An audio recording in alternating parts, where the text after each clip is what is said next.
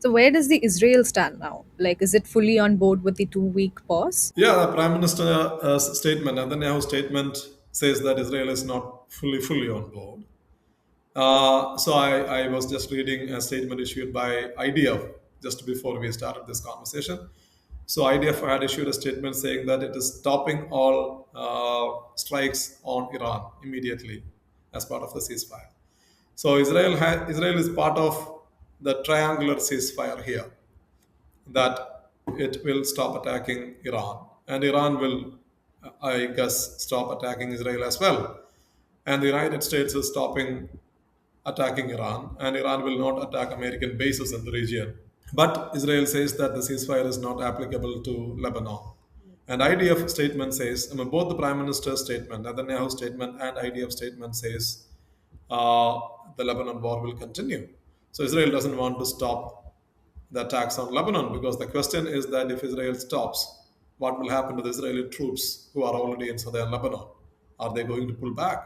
Israel has suffered huge casualty in Lebanon. It's not like fighting Hamas in Gaza. It's not like carpet bombing the Palestinians in Gaza. They lost a host of soldiers in Lebanon, and they lost a lot of tanks in Lebanon. War with Hezbollah is never easy. So the Israelis don't want to end that war abruptly, because they think whatever gains they made over the past 1 month, over the past 40 days, they would lose those gains. So that's why Netanyahu says that the ceasefire is not applicable to Lebanon. So this is the first friction point in the ceasefire announced by Trump. So Trump is going to wake up now in a few hours. So we have to see what he is going to say. Uh, but clearly, here the question is that if the Israelis are not willing to stop attacking Lebanon, but if the Iranians and the Pakistanis believe that the ceasefire is applicable on Lebanon as well, so what will the Iranians do?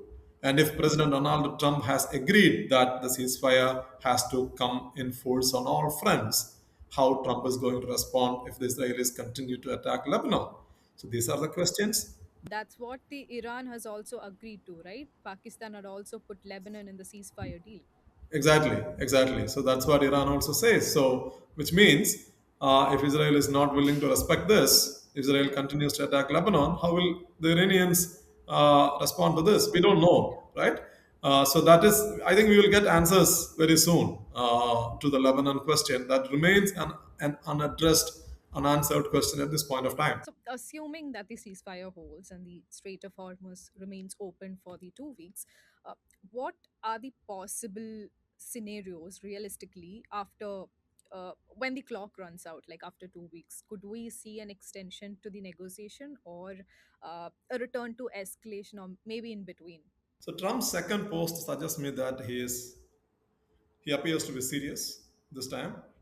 Right. So, what is the possible way out? I think he was also looking for a way out. So, he has got an off ramp now. He might sell this as a victory.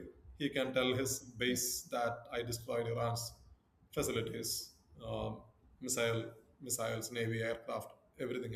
I met all of my objectives. The war is coming to an end. Strait of Hormuz is now open, but of course, the Iranians will have some hold over the Hormuz Strait. So he can always say that, and then he will have to remove sanctions.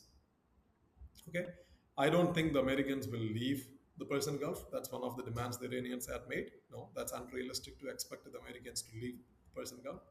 Certainly not from Kuwait, not from Bahrain, not from the UAE, not from Saudi Arabia.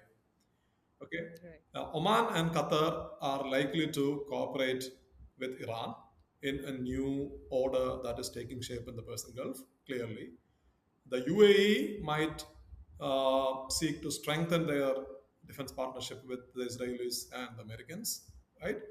But when you look at the US and the Iranian positions, I think Iran will definitely demand sanctions to be lifted, to have some kind of control over the Strait of Hormuz, so that they can raise additional money that can be used to reconstruct Iran after the attack. And they also need strong guarantees. And the Right. guarantee has to be provided by either the United States or some other major power, maybe China or Russia. Right. So some other major country has to provide the security guarantees to the Iranians so that the Israelis will not attack you 6 months down the line.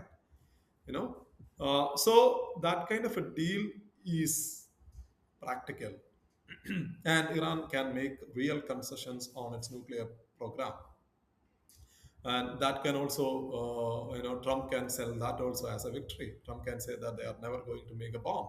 I got this deal, right? So I think there is scope for compromise for both sides. Iran can make concessions on the nuclear side. The Americans can remove the sanctions. The Chinese or some other countries can provide security guarantees to Iran. So in that sense, a deal is possible.